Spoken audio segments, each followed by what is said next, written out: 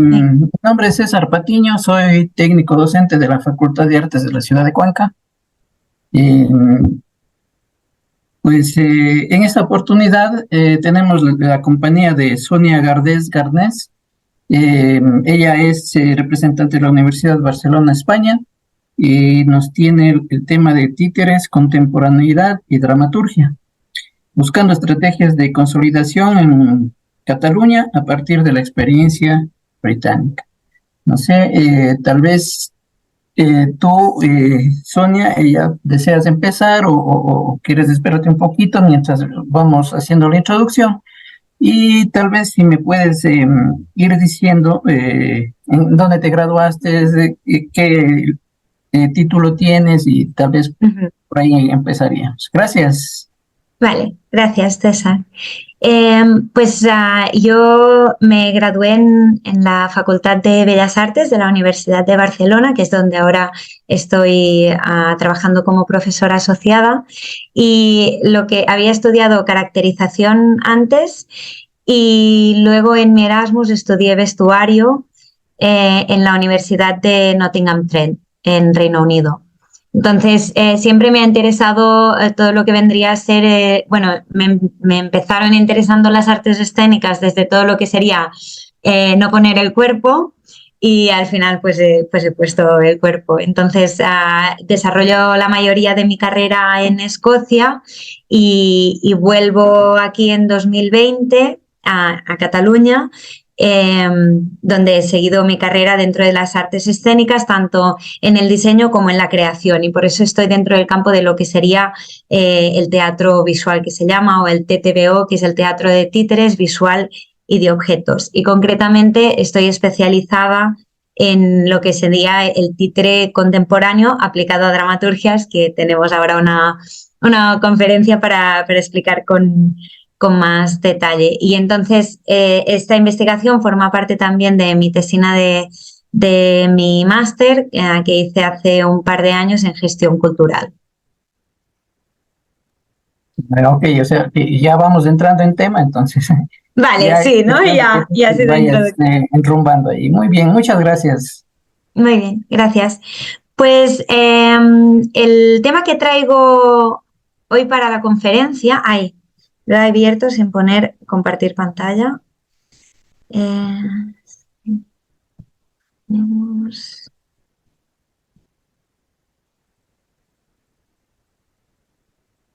Pues aquí tenemos títeres, contemporaneidad y dramaturgia, buscando estrategias de consolidación en Cataluña a partir de la experiencia que tuve en Reino Unido, la experiencia británica. Entonces, me gustaría empezar esta conferencia con esta frase que fue una de las conclusiones o una de las reflexiones que saqué en mi primera investigación al respecto, que es que el gran paradigma del teatro visual hoy en día es la realidad palpable de que los seres humanos somos capaces de estar entrando en la era de la inteligencia artificial mientras todavía nos continúan fascinando las sombras animadas que Platón proyectaba en la caverna.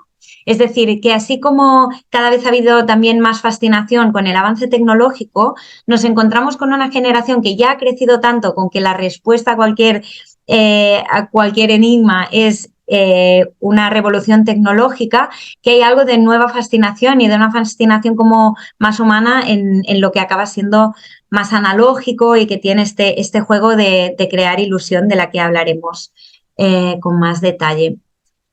Entonces, este estudio tiene su origen en la experiencia de distribuir en los diferentes territorios un espectáculo de creación propia, es decir, que es un estudio que analiza la experiencia propia de creación de un espectáculo que se llama Lo que sé y mi abuelo no sabía, que se trata de una autoficción donde pongo en paralelo la vivencia del exilio de mi bisabuelo y su politización con mi politización muchas generaciones más tarde y mi experiencia de migración.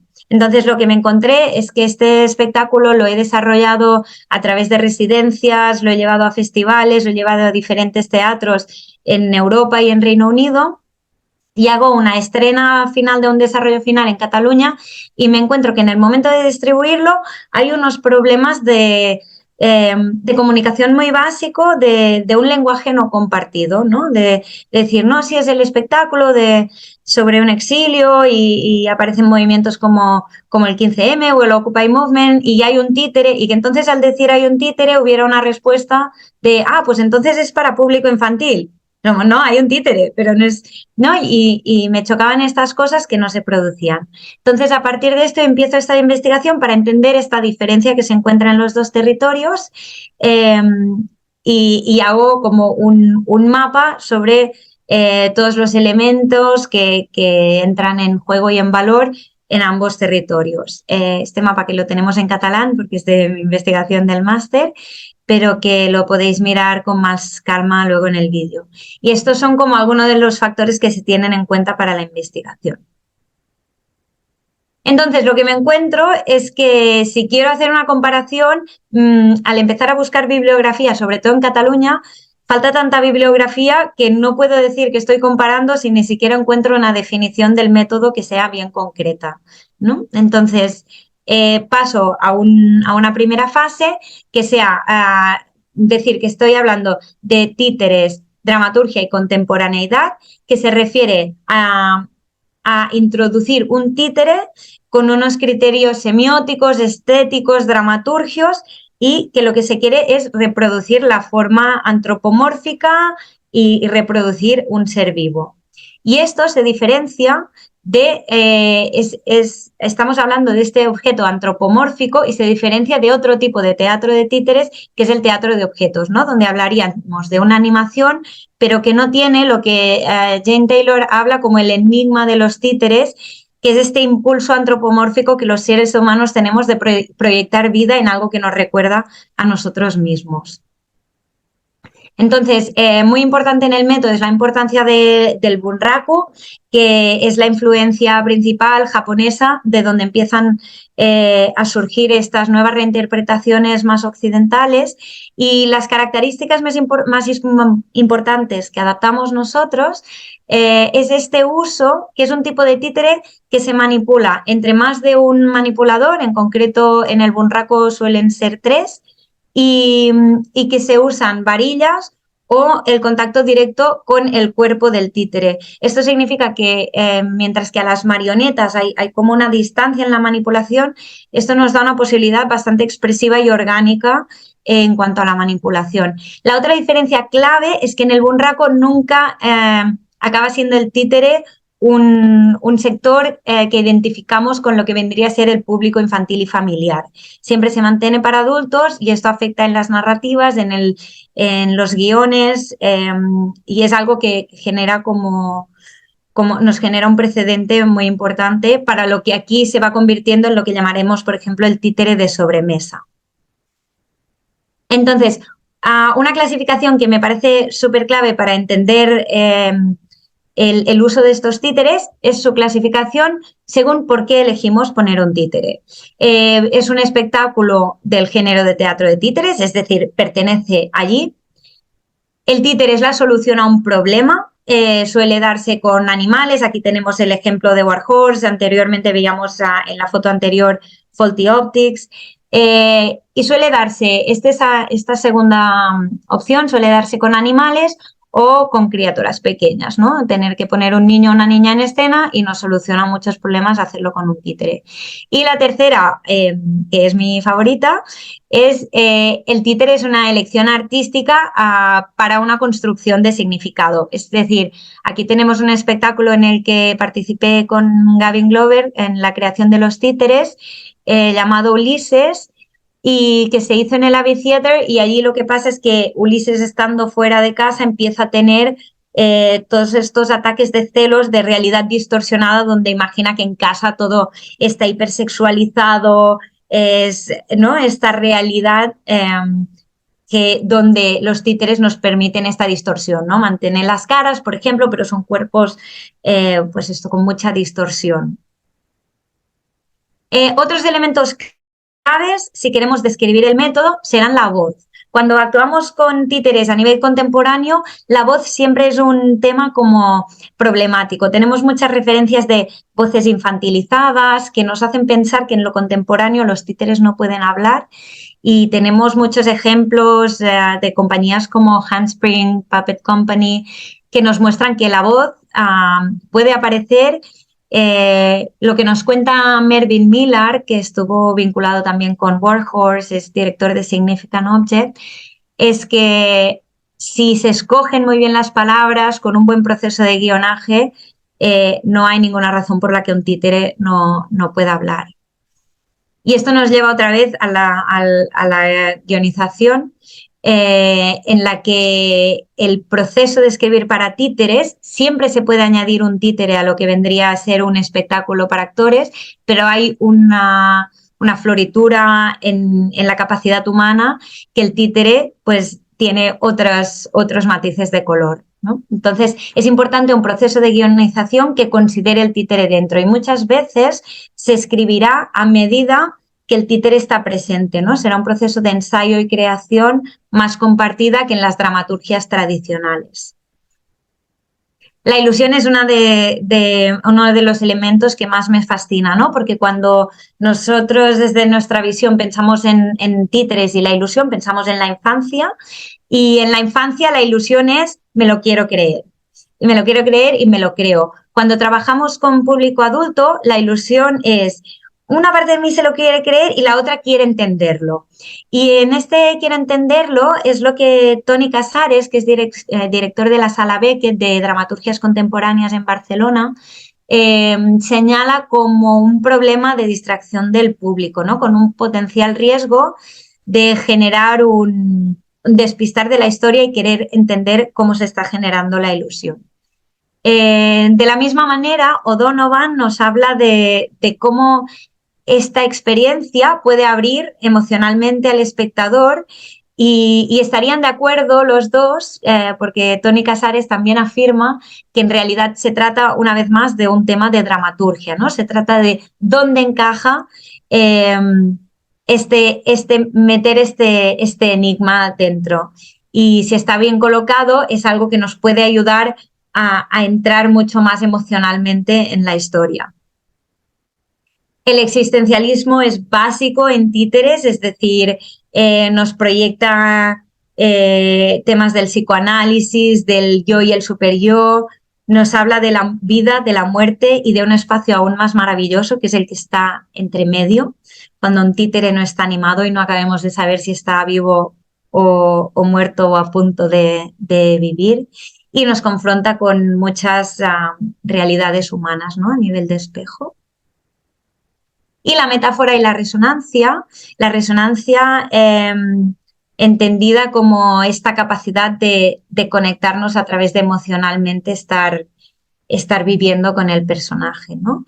Y la metáfora veremos a continuación que tiene mucho que ver con diferentes formas de manipulación y las relaciones que se pueden establecer en por qué este ser no es un humano, sino que es manipulado.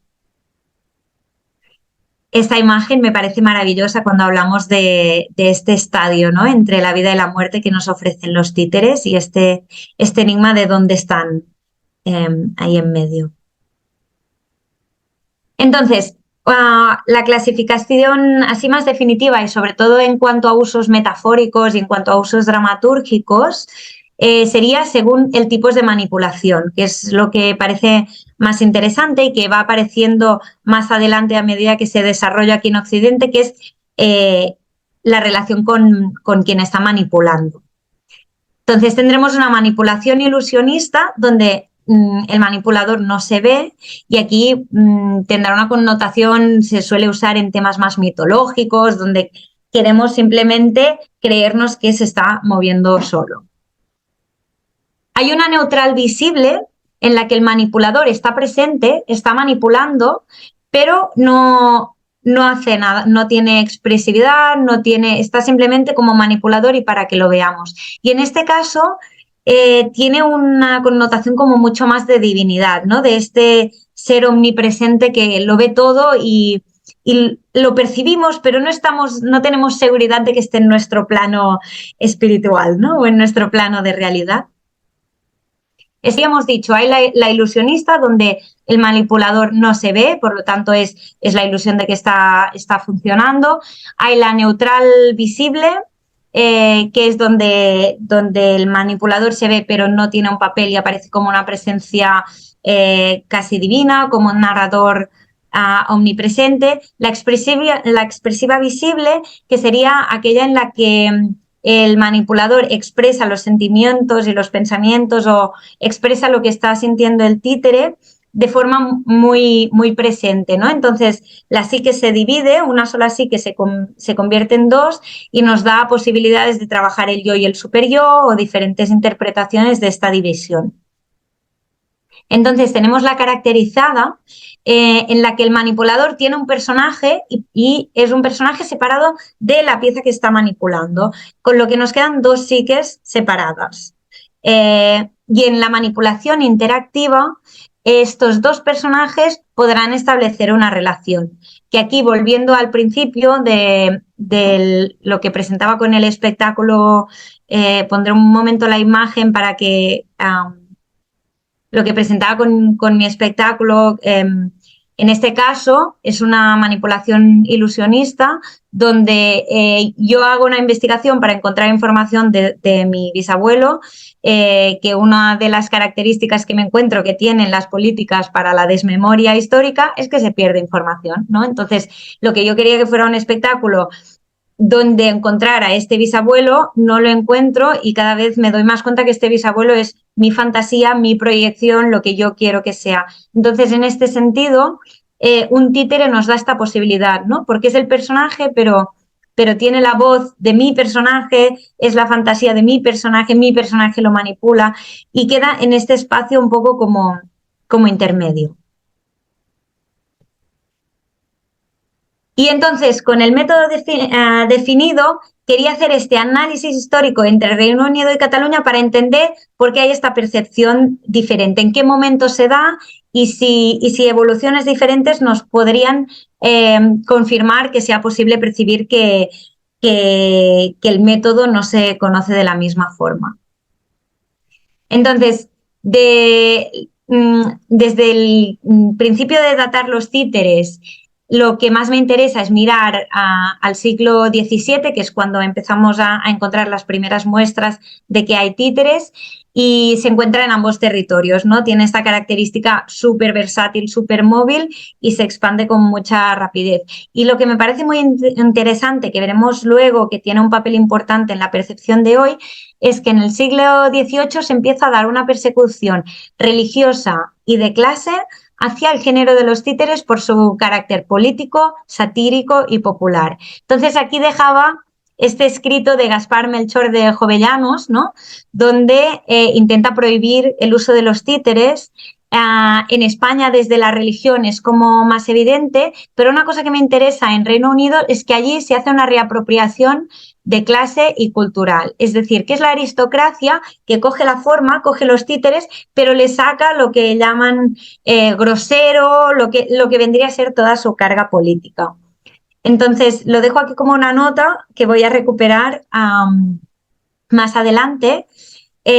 Saltamos del siglo XIX en cuanto a relevancia para entender el momento histórico en el que estamos, pero sí que el siglo XX tenemos una primera mitad donde encontramos tres ejes clave en arte, las vanguardias. Tenemos desde Federico García Lorca, que encuentra en los títeres una forma de hacer llegar el arte y democratizarlo, hasta los Cuatro Gats, que es el bar donde se reunían los artistas modernistas, que tenía desde Picasso hasta Didot, que era un personaje clave de los títeres de este momento, ¿no? Es decir, los títeres están súper presentes en las vanguardias. Paul Klee es conocido por haber hecho, o sea, no es conocido por esto, pero se conoce que hicieron una colección de títeres para su hijo. Y en política, evidentemente, hay conflictos bélicos y esto nos implica, pues, pues esto, ¿no? Que los títeres recuperen este carácter que tienen político. Nos encontramos en Reino Unido que se utiliza para propaganda en contra de Hitler. En España, las misiones pedagógicas, que eran básicamente durante la Segunda República, asnos con alforjas, ¿no? Llevando gramófonos y todo lo que quepan en las zonas rurales, pues el títere coge una importancia muy relevante.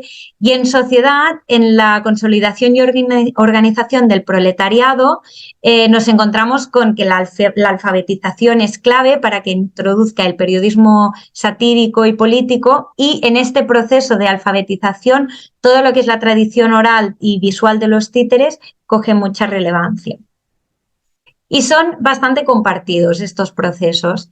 Mientras que en la segunda mitad del siglo XX hay un aspecto en común, que es la aparición de la televisión y materiales plásticos que nos dan este imaginario que tenemos tan infantil hoy en día, ¿no? El imaginario de los Muppets realmente. Y entonces llega el franquismo con una recesión cultural en España, mientras que tenemos una renovación posterior a la Segunda Guerra Mundial en Reino Unido, ¿no? Y aquí se genera una fractura increíble en la evolución. Esto implica que en Reino Unido ya se empieza a salir del castillete, se empiezan a ver manipuladores, se empieza a trabajar con estas capas de creación de significado que hablábamos, que en España no se dan. Y entonces en los 70, en España hay un rebrote cultural a finales de los 70 a causa del final de la dictadura, que nos trae ejemplos como tener de nuevo a Joan Miró participando con La Claca, que era una compañía de títeres, y ahora veremos más adelante, ¿no? El aspecto de títeres de Joan Miró en gran formato. Lo que nos encontramos entonces es que en los 80 hay políticas de recortes culturales, tanto en un país como en el otro. Lo que pasa es que en España no hay ninguna capacidad de resiliencia, o sea, veníamos de una dictadura y a la década siguiente empezaron recortes, ¿no? Entonces, Reino Unido presenta un poco más de capacidad de resiliencia. Y esto se convierte en que en los 90 en Reino Unido ya va apareciendo esta etiqueta de teatro visual, mientras que en Cataluña vemos que la problemática de los recortes hace desaparecer muchas compañías y que se pierda la experimentación. Es decir, volvemos a la seguridad del teatro familiar, que es lo que nos permitirá autofinanciar el trabajo. Y de aquí vamos al siglo XXI, donde en Cataluña ha habido mucha renovación e internalización a través de sitios como el taller de Pepe Otal, donde han salido compañías nuevas como Cero en Conducta, que han empezado a internacionalizarse y a impregnarse de muchas influencias que luego vienen a los festivales de aquí, y ha sido un siglo como de mucho movimiento internacional y mucha más llegada, ¿no?, de influencias. Y en Reino Unido es clave que se estrena War Horse, que era el espectáculo que habíamos visto en la imagen del títere respondiendo a un problema. Y este es clave porque implica el títere entendido como un personaje con capas, con una psique, con un diseño, con una dirección muy específicas para títere, que lo eleva a una percepción en un espectáculo de masas que hace que le llegue a públicos, creadores de forma extensiva, y genera un cambio total en la percepción de los títeres usados de esta manera en Reino Unido. Y así nos encontramos por primera vez con un Laurence d'Olivier, los premios de teatro de allí, que se da un títere a pesar de que no hay categoría de títeres. Entonces War Horse lo recibe como escenografía, y años más adelante, en 2022, pasa lo mismo con La vida de Pi, en la que es el personaje del tigre que recibe el galardón a mejor actor, y se lo dan a los 7 manipuladores, ¿no? También aparecen nuevos festivales. Cuando War Horse va a Nottingham, aparece el Nottingham Puppet Festival. O sea que es un fenómeno de cómo puede cambiar la percepción de un uso con un solo espectáculo. Y aquí tenemos la imagen que os comentaba, de estos son títeres de Joan Miró interaccionando con La Claca. Y ya para acabar con la discusión, pues el estudio confirma realmente un mayor desconocimiento del método en Cataluña, teniendo como claves el franquismo y la producción de War Horse. El fenómeno de War Horse nos muestra que dar visibilización, lo que puede generar en un sector que una sola producción tenga mucha visibilidad.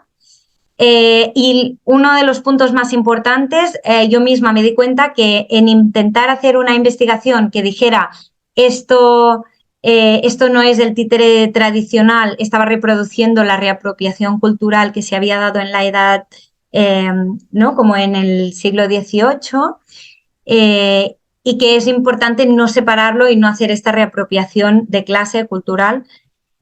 Que hibridación y especialización ahora van juntas, cada vez las personas que crean se han especializado más, pero esto no cierra los géneros, sino que hace que fluyan más entre ellos.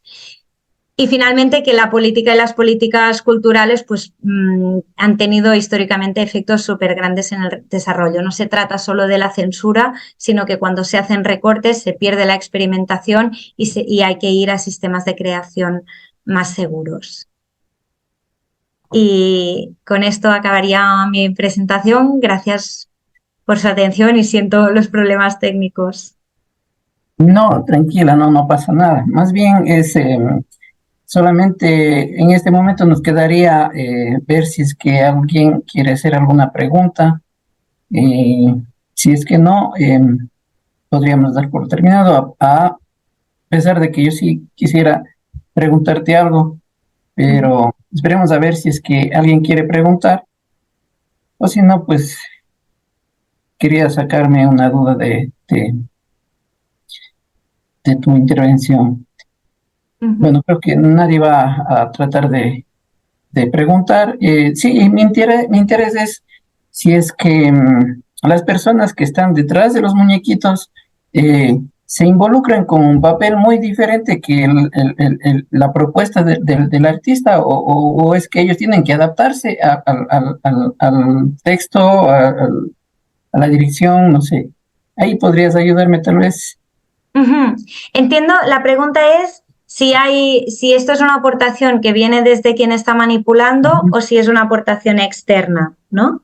Sí, o sea, ellos deben cumplir con el papel o ellos también aportan con su propio sentimiento, sus propias emociones. Esto tendrá que ver, como aquí, lo que comentaba con el Bunraku es que allí hay una tradición de guionización para títeres, mientras que aquí esto no nos sucede, ¿no? Entonces, el proceso de guionización por eso suele ir muy a la par, más como en un proceso de creación, y en este caso se va escribiendo el guión a medida que se va encontrando. Normalmente, dirección sabrá por qué se pone un títere, se responderá a esta primera pregunta, ¿no? Que decíamos de si es el género, responde a un problema o aporta una calidad dramatúrgica, y en función de esto se sabrá qué calidad se quiere que se tenga. En la imagen que tenemos aquí, por ejemplo, en Himmelbeck, que fue una producción en la que estuve el año pasado, dirigida por Raymond Molins de Atrium Escena Digital, sabíamos que queríamos títeres porque es un momento en que es muy evidente que los personajes están siendo manipulados. Pero fue a través de ir reproduciendo el guión que fuimos encontrando cuál era la relación de cada uno de los manipuladores con su títere, con el otro manipulador y con el títere del otro manipulador. Entonces esto nos permitió que sin cambiar el guión, sin añadirle texto ni quitarle texto, pudiéramos ir añadiendo capas, porque una vez has construido el significado, no es lo mismo que yo como manipuladora le hable al títere o que le hable al manipulador, ¿no? Genera un paro. Entonces es un proceso realmente muy orgánico y del proceso de creación ir encontrando este discurso. Qué buena nota. Muchísimas gracias, yo te agradezco mucho por la respuesta y también agradecer a las personas que se conectaron y a ti, pues felicitarte por el trabajo que haces y nada, pues esperemos que en algún otro momento o tal vez la próxima edición de IDEA puedas acompañarnos nuevamente. Muchas gracias a ustedes. Muchas gracias. Congreso también gracias y a ti, pues un gusto haberte conocido. Muy bien, igualmente, muchas gracias al Congreso y a todo el equipo.